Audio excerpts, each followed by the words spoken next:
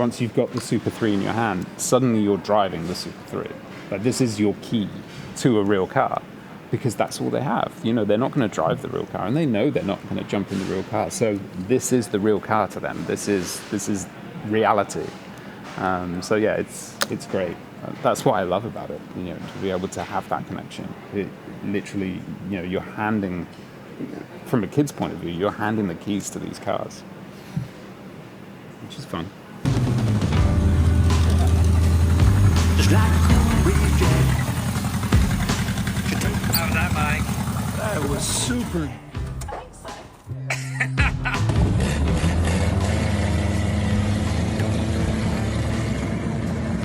My cars I have are very much capturing attention, and that's not because I want the attention myself, but the car captures that attention. That's all you get.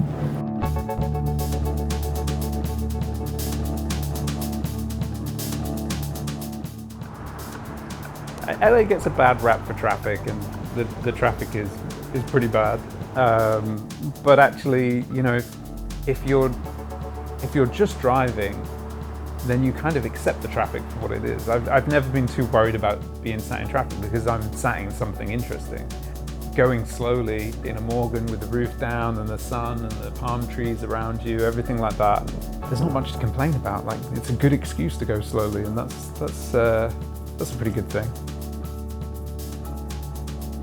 So I'm Craig Callum. I'm the Senior Design Manager for Hot Wheels here in LA, California.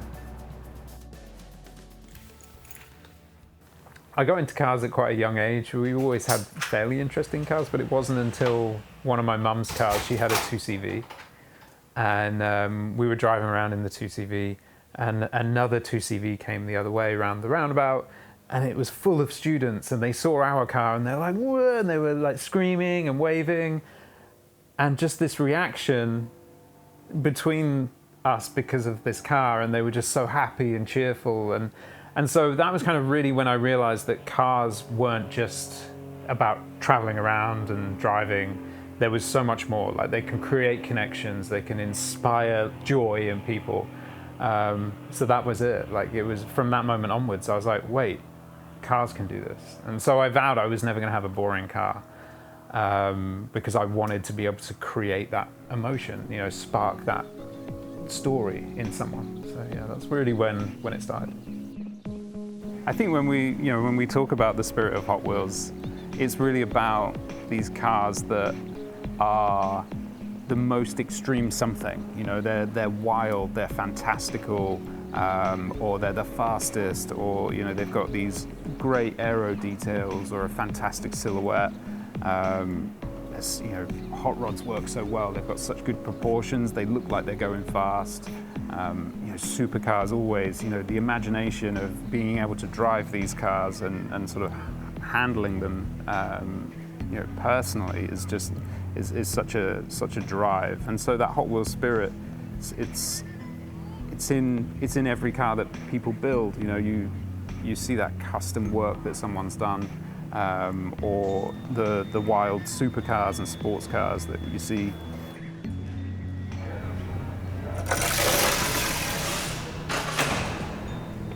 Whoops. When we're designing these cars as well, I mean, they're not just for kids. I mean, kids is our primary focus for some of our mainline cars, but of course we have the adult collectors, we have automotive fans, we have, you know, one-off purchasers that might just like a particular car, and that's just the car that they want to collect. Lost it now.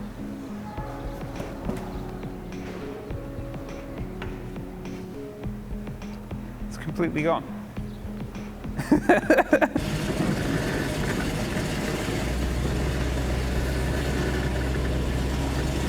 I grew up, and one of my favorite toy cars was a Ford Hot Rod, but also an Opel Astra, you know, like, because I'd seen that on the road, so there was a connection, and I knew this kind of run-of-the-mill car, but I had it as a little thing, and I was like, okay, cool, I can envision that, but also this wild hot rod with flames and a shiny engine. Totally, it was just like, this must be the fastest car in the world. I've quickly learned they're not the fastest cars in the world, but you know, Feels like the fastest car in the world. yeah, you feel like you're going fast enough. That's for sure.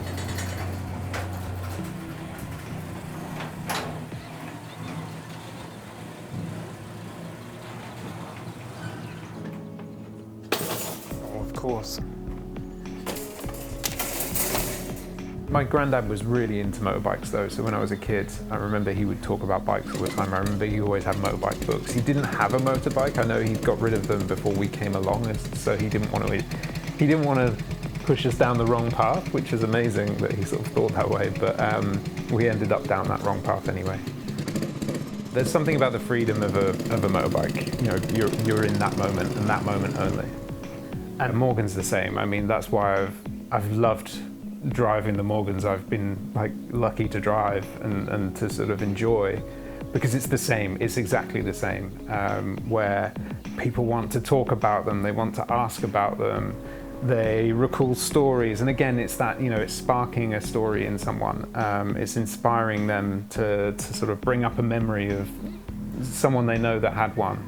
And yeah, it's very similar. You know, that's because they stand out. It's not boring, and they know that, you know, there's a reason why you have that vehicle too, right? You know, it's not just, oh, I just needed a car to get around. Like, there's a reason why you've chosen that vehicle, and so people want to discover that.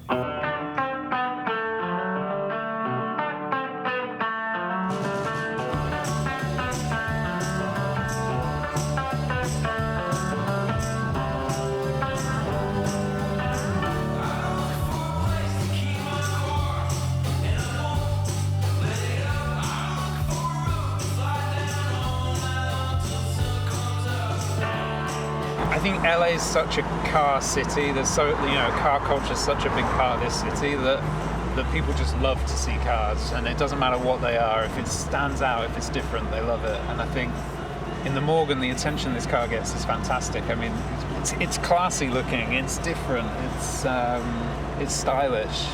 Yeah, it stands out. It's very British, and I think people really like that. Yeah, I mean, I wanted to be a car designer since I was a kid, but I think if I'd have known that I could design the toy cars instead, I probably would have just aimed for that straight away. I mean, it's an absolute dream. Okay, well, all that's left is the ultimate test. 3, 2, 1.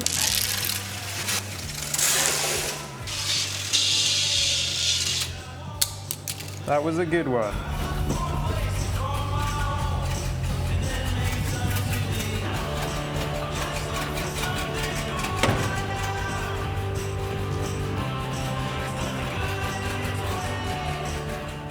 It's just me being lost walking around everywhere.